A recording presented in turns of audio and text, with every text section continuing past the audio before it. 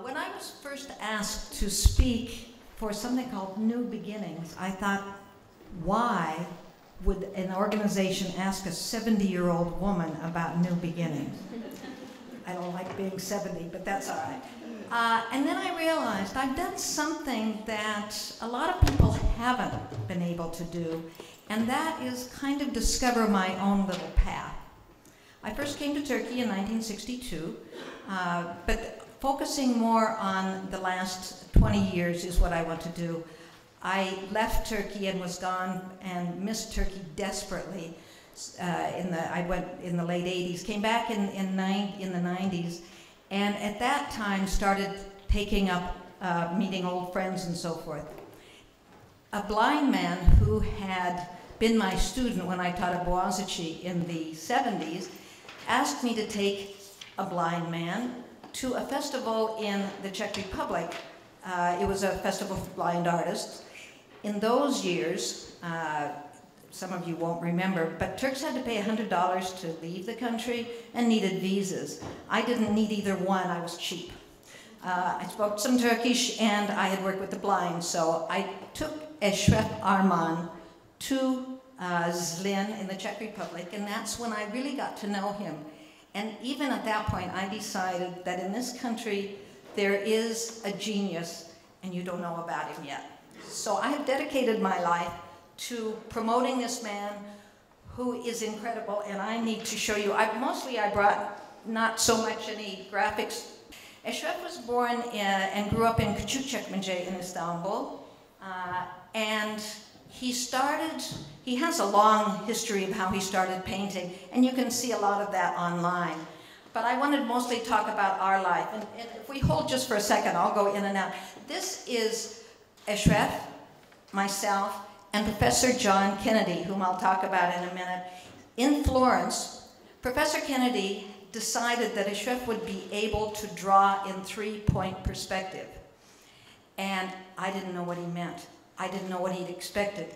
This is Eşref when we were at Harvard University. Again, I was going to do a chronological thing, but I think this is more fun. Harvard invited Eşref because they heard that he was an artist, did not know Braille very well, and they were trying to work out a subject because they discovered that when monkeys do something, they use both hands, and their visual cortex lights up. So they thought, who uses both their hands? And they realized the blind do when they read Braille. You'll never see a blind person reading Braille with just one hand. They read with both hands. So they said, could we find an artist? And the timing was perfect. We were going to America. We had been invited to Washington, D.C. So we were going to America, and some people in New York told Harvard. Harvard invited us. So this is Eşref. We're at Harvard. They checked his eye out because he only has one eye. One eye never formed. The other eye, although it formed, it never functioned. And in fact, they were saying, oh, there's no light on your retina. And he said, what's a retina? And so they were showing him, that's what they were showing him, where in the brain the visual cortex is and so forth. And then he was drawing it as soon as he had felt it. I think there's one other picture of the two of us together. The rest of these are just different pictures that he has made. He paints with his hands, and when he draws, it's fun to watch him draw because he draws with his right hand, but he feels with his left hand. And the first time I did this to him, he was drawing, and I lifted up his hand, and he yelled at me, "You made me blind," because it's really his fingertips that show what he does. He used to only work on canvas with oil paints, but he was a very, very poor man when I met him. It was pretty cold in his little area that he lived in Küçükçekmece. So he said, do you think I could learn something else? Well, I'm not an artist. I don't know much about art, but I finally realized that he could do something. So he switched to canvas, and he has switched to acrylics, which dry faster. Another time we went to Kütahya, and they gave him some of the clay from Kütahya. When we came back from Kütahya, he made this delightful picture of a fruit bowl. And then, of course, as time passed, it started to fall apart. So I finally decided that what I'd try to do is find something that didn't need to go in an oven and would dry. and it's changed his life once again. I brought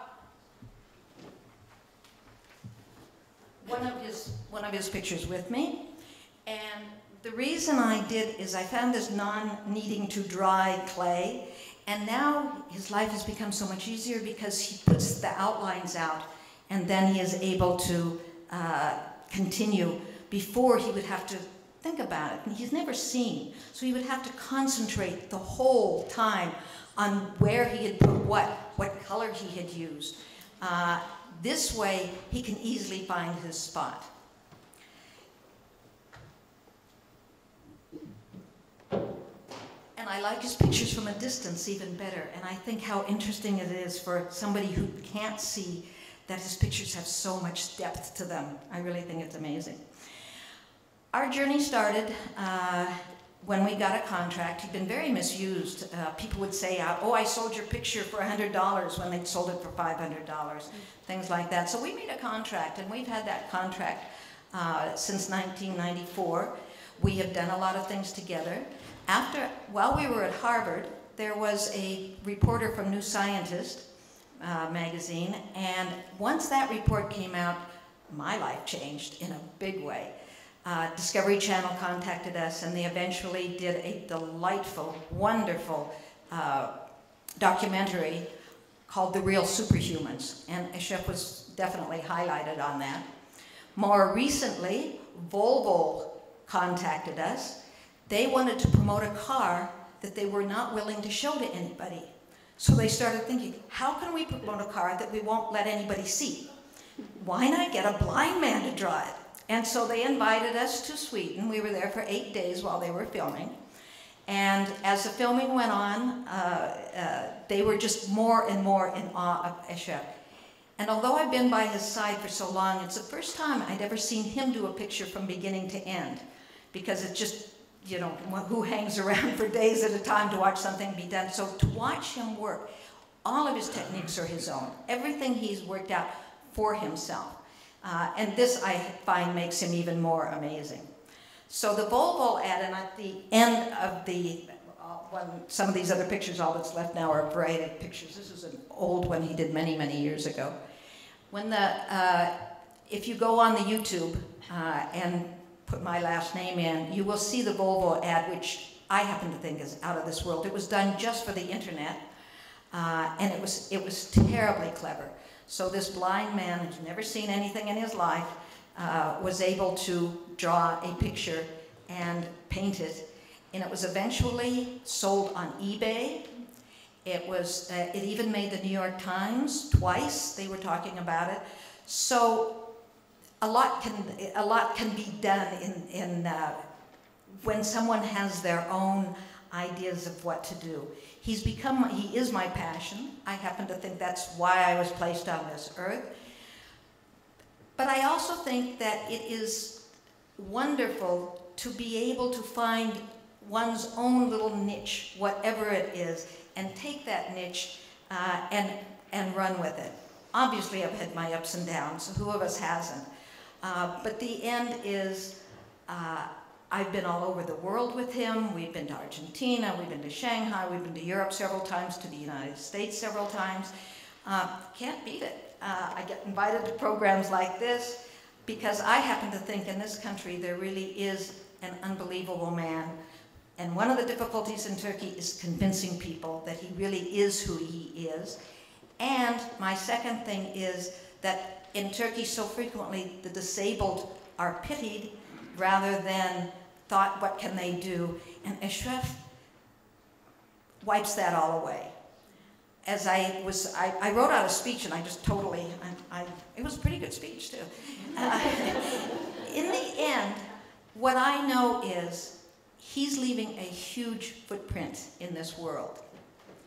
And I get to be that little tiny footprint in the back kind of pushing along. And I feel very privileged to be able to do this.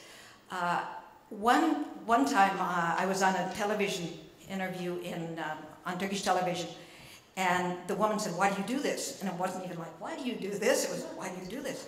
And I said, well, I really love this country, and it's my thanks to this country. So I really do love Turkey, and I'm really excited that I get to know it better by traveling around with different exhibits with him.